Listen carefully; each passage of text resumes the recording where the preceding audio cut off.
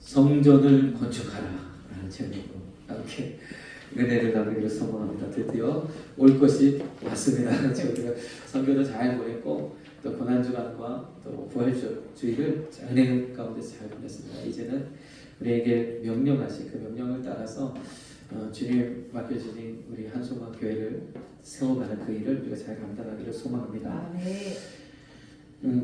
이 에스라 1장의 말씀은 수많은 교회들이 성전 건축이나 또는 우리 교회처럼 자성전을 이루고자 하는 그러한 열망을 가지고 얼마나 많이 이 말씀을 외쳤겠습니까?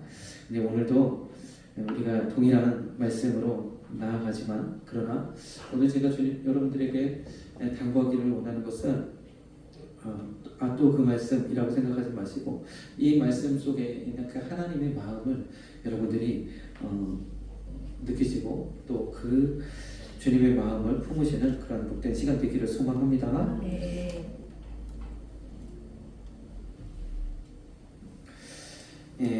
예루살렘 성전이 중건되죠. 재건이 되는 거죠. 솔로몬이 세워진 성전은 제일 성전, 수르바벨을 통해서 세워지는 성전은 제2성전이라고 하잖아요. 그래서 이 성전이 세워지는 그런 모든 과정을 제가 다 다루지는 못하지만 이미 아시는 분들은 아시리라 생각을 하고 오늘은 이 예루살렘 성전이 중건되기 위한 하나님의 계획이 있었다는 사실을 우리가 다시 한번 좀 조명받기를 소망합니다.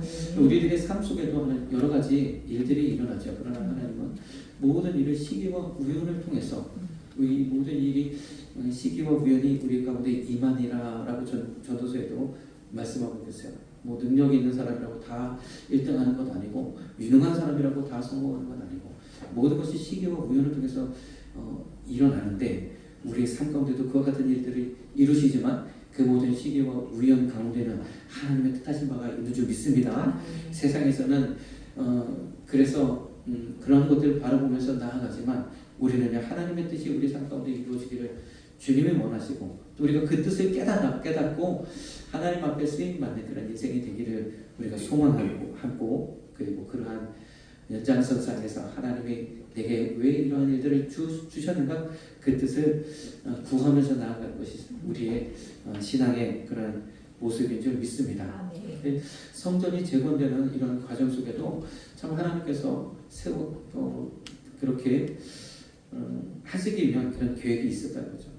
역사적으로 보면 이스라엘이 멸망하고 북이스라엘이 먼저 멸망하고 아수르에 멸망하고 남유다가 또 바벨론에 멸망하고 그래서 이 지역의 고대고동 지역의 주인공이 계속 바뀌어지죠. 그런 가운데 이제 페르시아라는 메디아를 이어서 페르시아가 그 지역에 또 맹주로 나서면서 아주 대제국을 이루게 되죠. 그 가운데 하나님의 성전이 다시 재건되는 이런 놀라운 그런 역사가 있습니다. 참 많은 정복자들이 그렇죠. 그 정복민들을 해방시키고 다시 돌아가서 그 성을 그 나라를 재건하고 그 성전을 재건하고 그 도시를 재건하라고 명령하는 그런 정복자가 어디 있겠습니까? 그런데 오늘 말씀의 주인공이 말씀의 중심에 있는 이 고레스 대왕이 그렇게 했다는 거예요. 이전에 아수르를 통해서 이스라엘이 이제 풍전등화와 같은 그런 위기에 놓였을 때 북이스라엘은 결국 멸망하고 말죠. 그러나 그 멸망에 있어서는 하나님께서 북이스라엘 가운데 있는 그 죄악과 또 하나님의 품을 떠나버린 그 모든 것을 통해서 나라를 잃어버리게 하느라 그렇게 성경은 말씀하고 있습니다. 어찌됐든 북이스라엘이 멸망하고 이제 남유다를 또 계속해서 정복하고자 하는 이 아수르의 남하 정책 가운데 이 풍전등화와 같이 유다가 놓여 있는데 그때에 히스기야라는 왕을 통해서 정말 오직 하나님을 의지하고 기도할 때 하나님께서 그 유다를 살려주셨죠. 그래서 참 놀라운 것이 이 아수르가 이제 계속해서 나가서 이집트까지도 정복을 하는데 아주 대제국을 이루는데 그런데 이 남유다를 동그랗게 남겨준 거예요. 근데 세속 역사가들은 참 이 사실이 너무 불편한 거예요. 왜냐하면 그렇게 강대한 아수르가 이 이스라엘 유다를 정복하지 못했다는 사실이 너무 불편한 거죠. 그렇기가 쉽지가 않거든요. 그런데 그렇게 돼요. 그래서 이것을 반박할 만한 자료를 찾고 여러 가지 애를 썼으나 그러나 반박할 자료가 없다. 그래서 성경에 기록한 대로 그 남유다 지역을 동그랗게 남겨두게 됩니다. 그러나 결국 이제 바벨론이 이제 아수르를 다시 점령하면서 결국에는 남유다도 멸망하게 되고 성전은 완전히 회파되고 성전의 모든 기물과 모든 금그릇 그런 아주 값진 보물들을 다 가져가고 심지어는 성전 벽에 발라놓은 금까지 다 태가는 그러한 일들이 있었죠. 그렇게 바벨론으로 그리고 많은 사람들이 바벨론으로 끌려가고 그렇게 되는 상황 속에서 이제 새로운 페르시아라는 나라와 그 가운데 고레스라는 왕을 통해서 다시 예루살렘을 중건하는 그래서 이건 역시도 참 놀라운 일이에요. 다시 그 지역을 이제 페르시아가 정복하고 그 이후에는 그리스가 정복하고 그 이후는 다시 로마가 정복하는데 다시 이스라엘만 동그랗게 독립국을 유지하게 되고 그 가운데 예수님 모시게 되거든요. 놀라운 일이죠. 물론 로마 총독이 그리고 로마의 지배하에 있지만 실제적으로 독립국에 해당하는 그런 지위를 누리게 되어집니다. 참 놀라운 일이죠. 그런데 그 일을 통해서 분명하게 하나님께서는 하나님의 백성 아무리 연약하고 또 그렇다 할지라도 하나님이 그 뜻을 반드시 이루시는 것을 우리에게 보여주고 계시는 줄 믿습니다. 그래서 이 역사에 참 신비한 이 일들을 하나님의 말씀을 통해서 우리가 한번 조명해 보기를 소망하는데 먼저 예루살렘 성전을 중건하기 위한 하나님의 계획이 있는데 마태복음 10장 29절 아래에 있는 것을 보니까 참새 2마리가 팔린 것도 하나님께서 허락하지 않으면 그렇게 되는 일이 없다라고 말씀하십니다. 하물며 우리 일가 뭐냐 하는 거죠. 우리의 머리털까지도 다 세심받으신다고 그랬어요. 우리 가운데 일어나는 모든 일들 가운데 하나님의 뜻하신 바가 없는 그러한 일이 없는 줄 믿습니다. 우리는 주님의 자녀이기 때문에 하나님의 뜻하신 대로 우리가 나아가기를 주님 원하셔서 우리 삶 가운데 그러한 일들을 허락하셨어요. 때로는 우리가 우리의 연약함과 우리의 부족함과 우리의 죄악으로 인하여서 당한 일이라 할지라도 그 일을 통하여 하나님을 온전히 경외하고 하나님만 온전히 붙들며 나아가기를 원하시는 하나님의 뜻이 있는 줄 믿습니다. 그런데요, 하물며 참새 2마리도 하나님 그렇게 다 붙드시는데 성전을 세우시는 그 일에 대해서 하나님은 어떠한 관심을 가지고 계시는가? 또 왜 성전을 세우시는가 하나님 그렇게 큰 관심을 가지고 계시는가? 우리가 그것을 좀 보기를 소망하는 거죠. 에스라 1장 1절 같이 공독합니다. 바사왕 고레스 원년에 여호와께서 예레미야의 입으로 하신 말씀을 응하게 하시려고 바사왕 고레스의 마음을 감동시키심에 저가 온 나라에 공포도 하고 조서도 내려 가로되 이 고레스 칙령 그렇죠? 예루살렘 성 중건령을 내려서 성전이 재건된 역사는 분명하죠. 이건 완전히 기록에 남아 있으니까 고레스의 이 실린더라고 하는 원통형의 쐐기 문자가 분명하게 기록되어져 있으니까 이건 아주 분명한 진리입니다. 그런데 성경은요 이것이 예레미야를 통해서 예언하신 이미 이전에 예레미야를 통해서 70년 전에 예언하신 그 말씀을 응하게 하셨다라고 이야기하고 있는 줄 믿습니다. 하나님의 특별한 계획과 섭리가 분명하게 있었다는 거죠. 그런데 예레미야보다도 훨씬 더 앞서서 이사야 선지자 때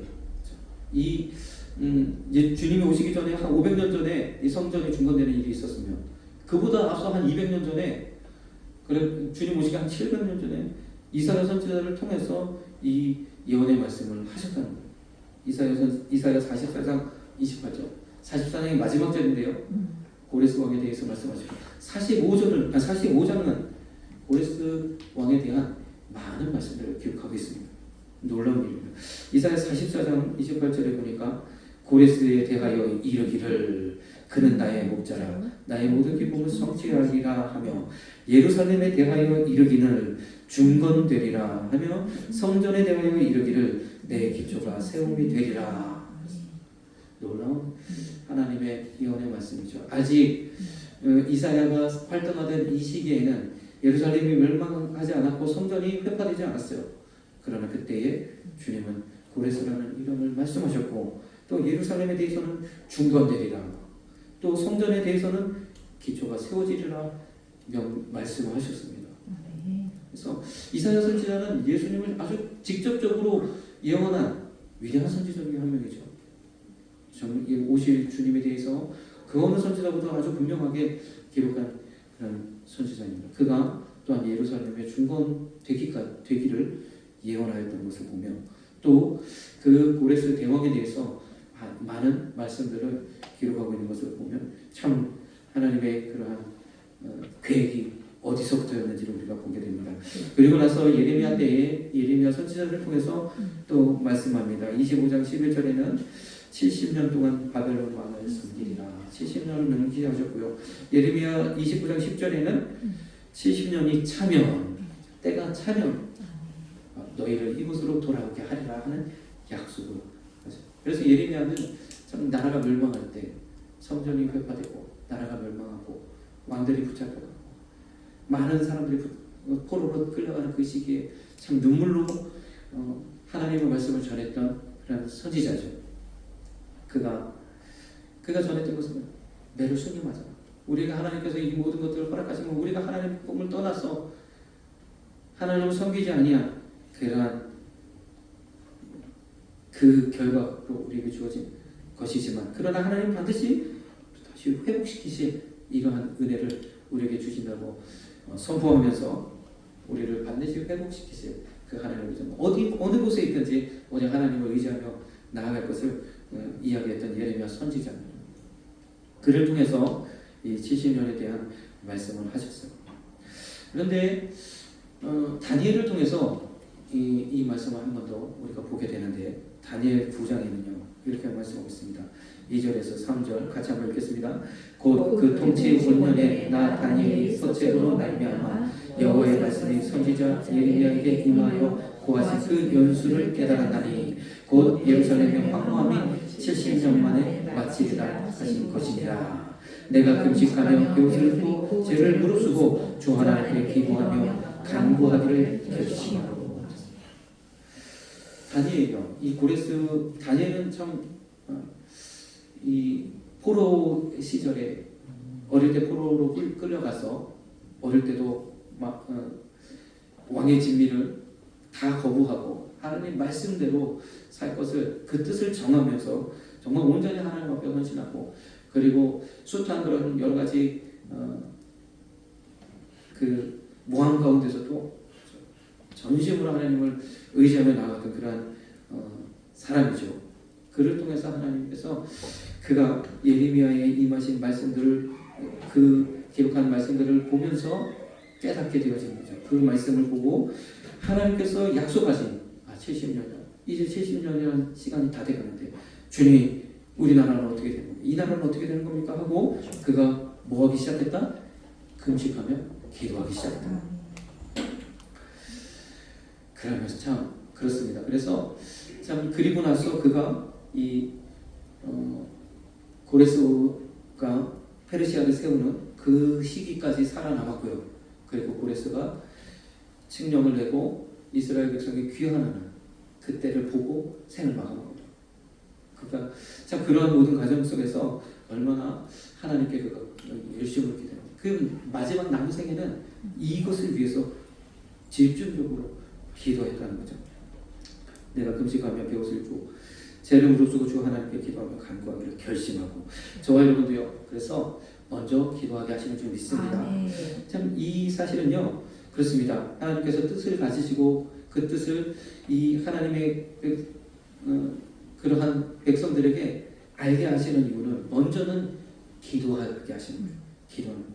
저는 이 말씀을 이 성전이 세워지는, 솔로몬 성전이 세워지고 또 성전이 다시 재건되는 이런 과정을 보면서 참 우리 교회 하시는 일들과 너무 닮았구나 하는 이런 부분들을 보게 되어집니다. 우리 교회도 35년 동안 우리 원로 목사님이 참 오직 하나님만 바라보면서 다른 어떤 것을 신경 쓰지 않고 오직 교회를 위해서 교회가 잘 되는 것이 가장 기뻐하는 일이고 모든 것을 다 헌신하며 교회를 세우기를 소망하면서 이렇게 나아갔습니다. 그런데 참 안타깝게도 성전을 허락하지는 않았어요. 우리가 참 내법을처럼 편하게 그리고 넓게 참 이 모든 것을 잘 활용을 했을 때 자성전을 허락하지는 않았어요. 그러나 그 세월 동안 계속해서 자성전을 바라보면서 기도하면서 나아가는 줄 믿습니다. 이렇게 하나님은 먼저 기도하기를 원하시는 거죠. 그리고 나서 이제 지금 이 때가 참에 하나님의 그 은혜의 시기를 우리에게 허락하셨는 줄 믿습니다. 그래서 우리가 이 일을 잘 감당하여서 하나님이 기뻐하시는 그러한 우리 한소만 교회가 되고 복음을 더 많은 사람들에게 전하고 또 더 효과적으로 전하고 그리고 또 땅끝까지 복음 전하는 그 일까지 감당하기를 주님의 이름으로 축복합니다. 우리 그렇게 될 줄로 믿습니다. 그렇게 하시려고 하나님과 같은 계획과 뜻을 가지고 우리 교회 가운데도 역사하신 것 같아요.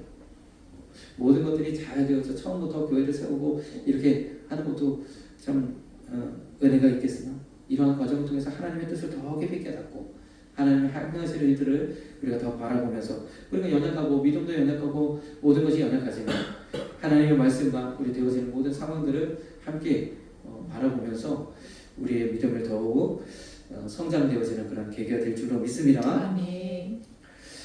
역대상 17장 1장 이전에는 이 다윗이 성전을 세우고자 하는 그 열망을 기록하고 있죠.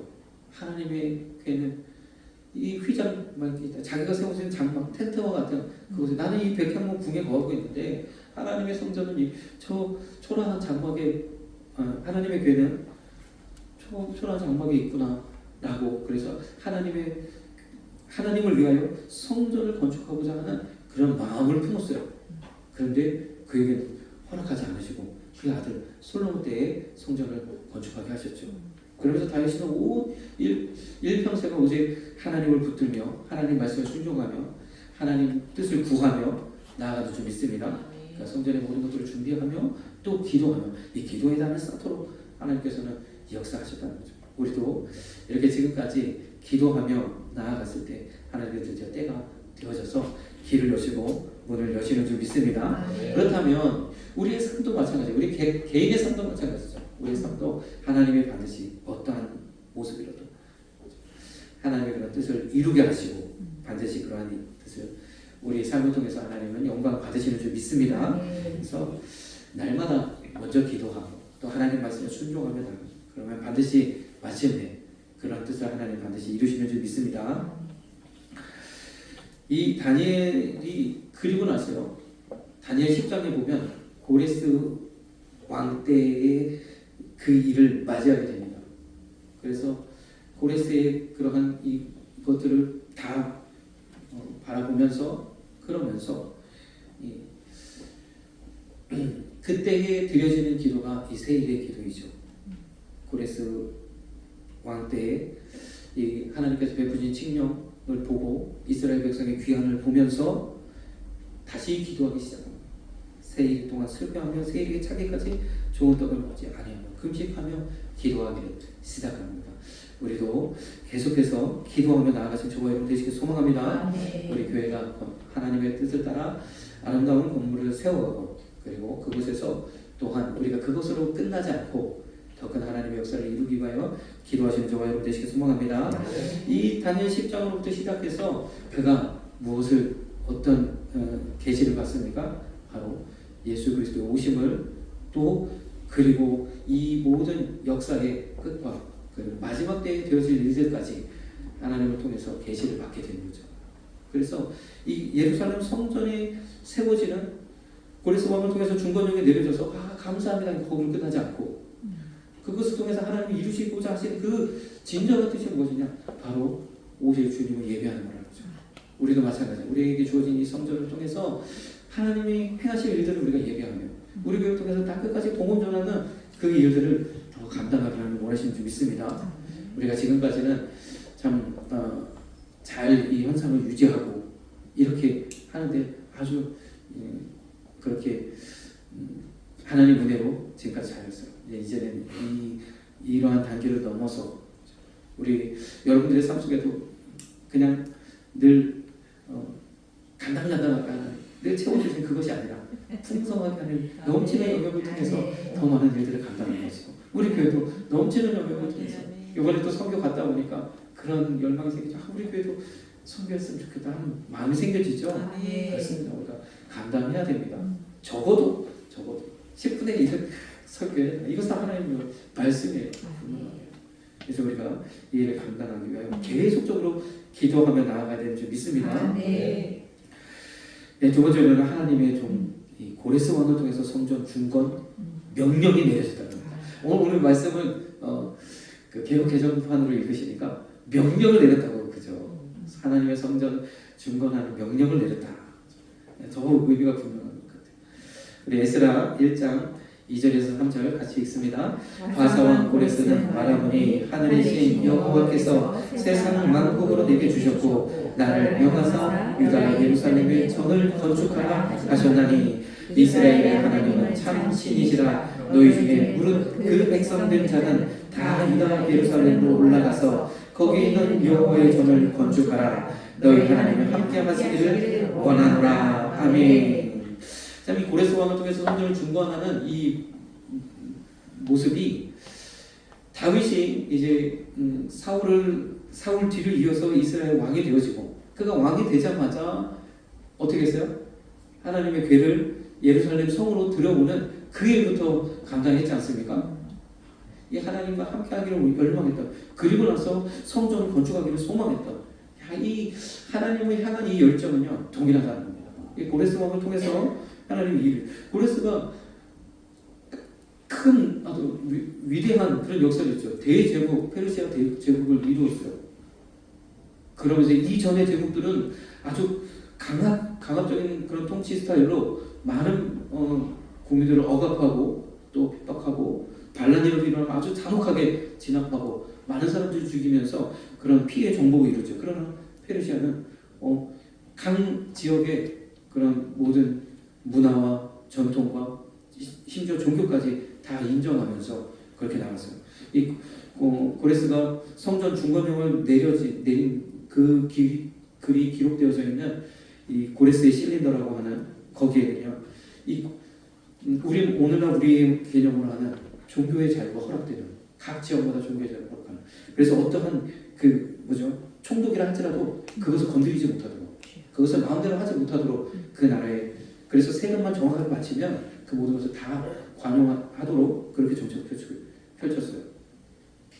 그리고 고레스가 이룬 그 업적이 너무나 위대하기 때문에 그 이후에 성전이 잠시 여러 가지 회방으로 인해서 성전 재건이 중단됐다가 다리오 왕 때에 이제 다시 성전이 재건되기 시작하잖아요. 그때 다리오 왕 때에 서신을 보내서 이 고레스 왕이 명한 이 칙령을 좀 확인해 달라고. 다리오 왕이 창고에 들어가서 궁중 창고에 들어가서 확인해 보니까 실제적으로 그 명령이 있는 것을 보고 즉시로 그 명령을 실행하게 하고 이 명령에 불복하는 이들은 3대를 멸하는 그러한 아주 중징계를 하겠다고 엄포를 놓고 그리고 많은 그 회방하던 그 무리로 하여금 적극적으로 이스라엘을 도우라고 이야기를 하죠. 왜 그랬습니까? 그만큼 고레스 대왕이 위대하다고 합니다. 위대한 일들이 업적을 이루었기 때문에 그렇습니다. 그의 말이 정말로 그렇게 그 이후에 후대의 왕들도 그래도 그렇고요. 고레스는 많은 역사가들도 최고의 왕으로 그런 칭송하는 그런 왕 중에 왕이죠. 그래서 역사가 헤로도토스도 최고의 성군으로 여기고 또 심지어는 마키아벨리 군주론에서도 위대한 왕으로 이야기를 하고 지금도 이런 고레스의 그 정책은 이후의 헬라 이후의 로마 시대까지도 계속해서 그 통치 방식이 계승이 되어지는 그런 역사를 이루게 됩니다. 그래서 참 전무후무한 그런 일들을 이루는데 오늘 이 에스라서 1장 2절 3절에서는 마치 이러한 느낌을 받게 됩니다. 고레스가 하나님께서 이 놀라운 은혜를 베푸셔서 내게 이러한 일을 베푸셨는데 기다렸다는 듯이 마치 이 일을 이루려고 내가 이 큰 일을 이루었다 라고 고백하듯이 유다를 향해서 예루살렘 거민들을 향해서 다시 본국으로 돌아가서 예루살렘 전을 건축하라 라고 명령을 내리는 거죠. 참 놀라운 일이 아닐 수 없습니다. 이를 통해서 이스라엘 백성이 다시 본국으로 귀환하고 1차, 2차, 3차 거쳐 4차에 걸쳐서 다시 돌아오고 그리고 이제 성전이 재건되는 그런 역사를 우리가 보게 됩니다. 이사야 44장 28절에 고레스를 향한 말씀 우리가 앞전에서 보았던 말씀을 다시 한번 보면 고레스에 대하여 이르기를 그는 나의 목자라 나의 모든 기쁨을 성취하리라 그랬어. 고레스에 대하여 이르기를 그는 나의 목자라 나의 모든 기쁨을 성취하리라. 그를 하나님 매우 기뻐하셨다는 것을 보게 되죠. 나의 기쁨을 성취하리라. 하나님의 기쁘신 뜻을 그를 통해서 다 이루리라 약속하셨어요. 마치 사도행전 13장 22절에 있는 말씀처럼 내가 이새의 아들 다윗을 만나니 내 마음에 합한 사람이라 내 뜻을 다 이루게 하리라. 성전 건축뿐만 아니라 그것을 통해서 다윗의 후손 가운데 오실 예수 그리스도까지 그리고 이 세상 끝날에 다시 오실 주님까지 주님요 그 계획을 가지고 계신 줄 믿습니다. 고레스를 대하여서도 이렇게 하세요. 저와 여러분도요 이와 같이 하나님께 쓰임받는 그러한 사람 되기를 주님의 이름으로 축복합니다. 아멘. 주님의 마음에 합한 자들로서 주님의 기쁘신 그 뜻을 다 성취하는 그 일을 감당하시는 저와 여러분 되시길 소망합니다. 아멘. 그 고레스에 대하여 45장에 계속해서 말씀합니다. 45장 1절에는 나 여호와는 나의 기름 받은 고레스의 오른손을 잡고 하나님이 여러분들의 오른손을 잡고 그 일을 감당하게 하실 줄로 믿습니다. 아멘. 여러분들을 붙들어 주셔서 하나님의 오른손이 여러분들을 붙들어 주신다. 하나님의 오른팔이 여러분들을 붙들어 주신다. 우리가 이 은혜를 감당하실 저와 여러분 되시길 소망합니다. 열고로 그 앞에 항복하게 하며 열왕의 허리를 풀며 그 성문 그 앞에 열어서 닫지 못하게 하리라. 내가 고레스에게 이르게 되었습니다. 마치 하나님께서 그 대제국을 이룬 그 놀라운 업적이 하나님 이 일을 위해서 그를 사용하였노라. 저와 여러분도 마찬가지예요. 하나님이 우리에게 주신 이번에 이런 아름다운 미션을 우리가 잘 감당하면 여호와 여러분들의 삶 속에도 하나님 놀라운 은혜를 베풀어 주실 줄로 믿습니다. 그 고레스까지 지금도 불리어지는 고레스. 우리가 항상 기도할 때도 북한이나 참 이 고레스가 있었던 이 페르시아 이거 엄청난 그런 역사를 지닌 나라잖아요. 그 나라가 지금 저 중동에 있는 이란이에요. 참 역사의 나라가 이란이에요. 이란이라는 나라는 제가 찾아보니까 그 이란이라는 국호는 아리아인의 땅이라는 뜻으로 페르시아라는 이름에서 이란으로 바꾸더라고요. 뭐 1935년인가 36년인가 뭐 그쯤에 나라를 이름을 이란으로 바꿨어요. 그 아리아인이라는 이야기는 페르시아 이전에 메디아 그 이전에 이 이란의 원류로 생각하는 그런 민족이거든요. 다시 말해서 페르시아의 정체성을 버리고 그 이전으로 우리는 그 이전으로 돌아가겠다는 어떤 선언과도 같죠. 참 페르시아는 그래서 그 시절만 해도 이 이란과 이스라엘은 그렇게 원수 같은 나라가 아니죠. 이란이 심지어 이스라엘이 지금의 이란이 있도록 많은 무기와 기술이 다 제공해줬던 나라예요. 그때는 미국과 같은 한 편이었습니다. 다른 중동 나라들이 다 이스라엘의 적이고 이란은 같은 편이었어요. 그래서 모든 정보도 제공해주고 지금 이란의 무슨 정보력, 이란의 무슨 기술 이런 것들이 초기에 다 이스라엘의 기술이기도 했거든요. 또 미국의 도움도 받고. 그런데 1979년인가 이슬람 혁명을 이루고 이제는 이란 국호를 그렇게 바꿨다고 그러죠. 이란 이슬람 공화국이야. 얼마나 안타깝습니까? 그러면서 50년 동안 정말로 무슨 신정 정치라고 하면서 아무런 자유도 없이 계속해서 나라는 피폐해지고 참 언제라도 저렇게 그 세계를 어렵게 하는 일들을 할 수 있는 그런 나라가 되어져 버렸다는 게 얼마나 안타깝습니까? 지금 참 그런 면에서 보면 북한과 이란이 또 한편이 되어져서 뭐 핵 개발에 대한 기술이 왔다 갔다 하고 뭐 같은 편이고 가자는 개편인 것 같아서 너무나 안타까운데 또 한편으로는 지금 이제 이란이 두드려 맞는 거 이거 보면은 또 다음에는 또 북한이 그러는 거 아니야? 라는 생각도 좀 들어서 약간은 기대도 좀 됩니다. 어쨌든 우리가 이러한 상황들을 보면서 지금의 이란도 마찬가지죠. 다시 이런 페르시아의 영광을 좀 회복하는 그런 나라가 되었으면 좋겠다는 다시 종교의 자유가 허락되고 다시 그 땅에 복음이 돌아가고 다시 그 땅이 좀 경제적으로 회복되고 중동을 변화시킬 수 있는 그런 나라로 회복되기를 주님의 이름으로 좀 그렇게 소원을 가져봅니다. 그렇게 꼭 돼야 될 것 같아요. 그냥 이대로 끝나지 말고 다시 지금 그런 강경한 이슬람 정권이 다시 들어서지 말고 좀 정권이 교체돼서 평화로운 자유롭고 평화로운 그런 나라가 되기를 소망합니다.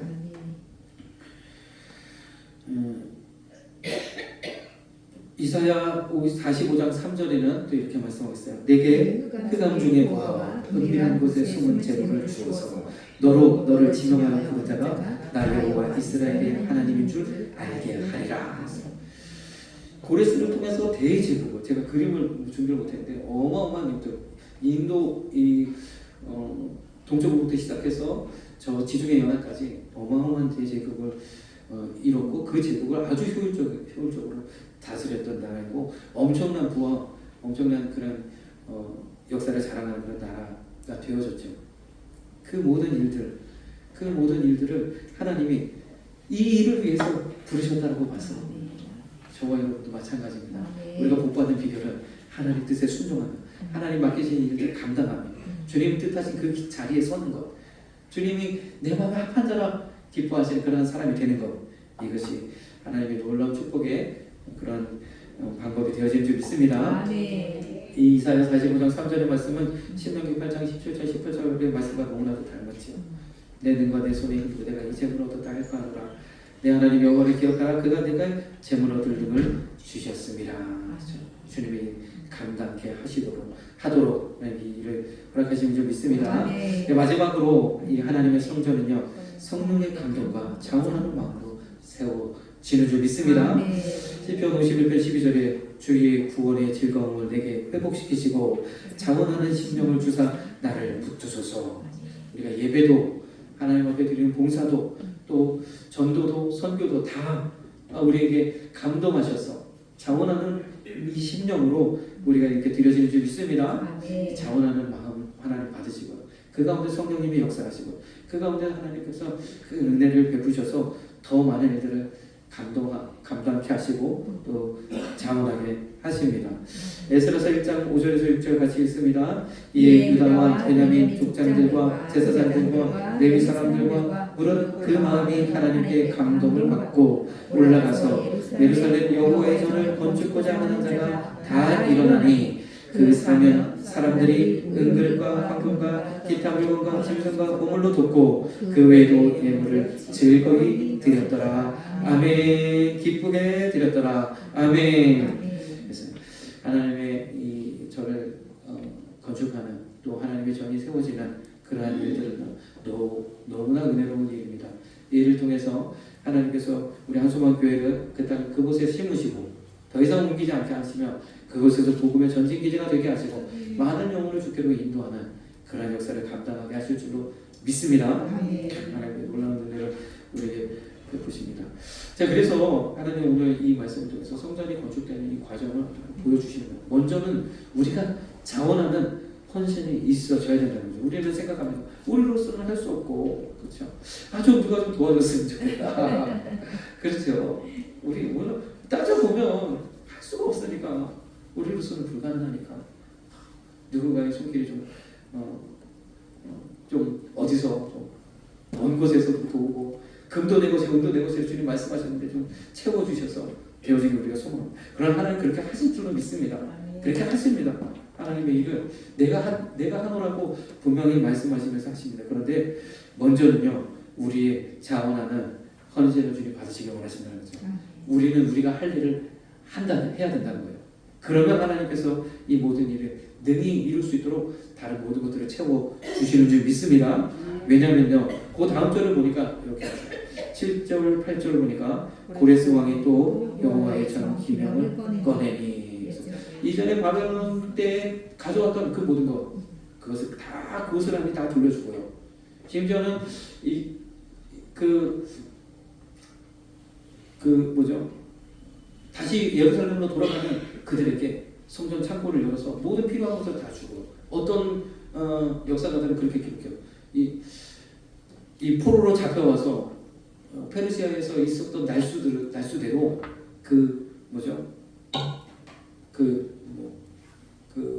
임금이라고 할까요? 그것을 계산해서 그것을 다 내어주었다는 거예요. 그럴 정도로 평화의 정책을 해줬어. 너희가 이 나라에 와서 많이 고생했지? 그거 다 값으로 쳐서 돌려줄게 하고 그것을 다 보내서 돌아가게 했다는 겁니다. 그렇습니다. 고레스 왕이 우리가 먼저 백성들을 자원하는 마음이 있었고, 그 다음에 하나님께서 다른 길을 여셔서 그 성전에 모두 필요한 것들을 채워 주셨는 줄 믿습니다. 바사와 고레스가 고지기 미드르닷을 명하여 그 그릇을 꺼내어 개수하여 유다 목배 세스바살에게 붙이네 그랬어요. 그 당시에 이스라엘에 총독되었던 세스바살에게 먼저 붙였죠. 세스바살은 사실 그 귀환하는 그 일밖에 감당 못했어요. 그 이후에 스룹바벨이 성전을 재건하는 그 역사를 감당하게 됩니다. 왜 다니엘가 이스라엘 때부터 또 예레미야 때 또 다니엘 때, 다니엘은 전심으로 이 일을 눈앞에 두고 코앞에 두고 전심으로 기도했고요. 그리고 그 바톤을 이어받아서 스룹바벨 때에 이 성전이 중건되는 놀라운 역사를 기록하고 있는 줄 믿습니다. 역대상 29장 17절에도 다윗의 고백이 있죠. 다윗의 고백. 이렇게 말씀했어요. 같이 한번 읽겠습니다. 나의 하나님이여, 주께서 마음을 감찰하시고 정직을 기뻐하시는 줄 내가 아나이다. 내가 정직한 마음으로 이 모든 것을 즐거이 드렸사오며, 이제 내가 또 여기 있는 주의 백성이 주께 즐거이 드리는 것을 보니 심히 기쁘도소이다. 하나님 제 마음 아시죠? 제가 아주 정직하게 정말로 전심으로 기쁨으로 드린 것 아시죠? 하는 말이에요. 저와 여러분도 이 마음으로 이 일들을 감당하신 저와 여러분 되시길 소망합니다. 드리는 기쁨. 마지 못해서 하는 거 아니에요. 기쁨으로 감당하신 저와 여러분 되시길 소망합니다. 그런데 이 드림의 기쁨이라는 이 고백이 있기 전에 어떤 고백이 있느냐? 29장 14절입니다. 나와 나의 백성이 무엇이 반대 이처럼 즐거운 마음으로 드릴 힘이 있었나이까. 모든 것이 주께로 말미암아 싸우니 우리가 주의 손에서 받은 것으로 주께 드렸을 뿐입니다. 주님 주셔서 그래서 즐거이 드릴 수 있었다. 하나님 주셔야죠. 주시지 아니하시면 우리가 감당할 수 없습니다. 반드시 하나님 우리에게 하고자 하는 이에게 이 모든 것을 채워 주시는 줄 믿습니다. 그래서 또 16절에도 한 번 더 이야기합니다. 우리 하나님 여호와여, 우리가 주의 거룩한 이름을 위하여 저를 건축하려고 미리 저축한 이 모든 물건이 내가 힘써서 애써서 내가 정복해서 내가 노력해서 얻은 것을 하나님께 드린 것이 아니라 주님 손에서 왔으니 다 주님의 것입니다. 우리가 또 마찬가지예요. 우리가 이후에도 또 건축 헌금을 드리고 할 때 어떤 이는 더 많은 것들을 드릴 수도 있고 어떤 이들은 좀 그렇지 못할 수도 있지만, 그러나 이 모든 것이 다 주님의 것인 줄 믿습니다. 그래서 이 모든 것을 다 그런 어떤 액수나 그런 거 보지 마시고 성령의 감동하심을 따라서 주님 주신 은혜를 따라서 감동하시는 우리에게 주어진 것을 우리가 먼저 헌신하며 나아가신 저와 여러분 되시길 소망합니다. 그래서 이 명령을 주님 주시는 성전을 건축하라, 이 명령을 오늘 제가 저와 여러분들에게 드립니다. 우리 같이 찬양을 드리겠습니다. 우리에게 소원이 우리가 늘 드리는 찬양입니다.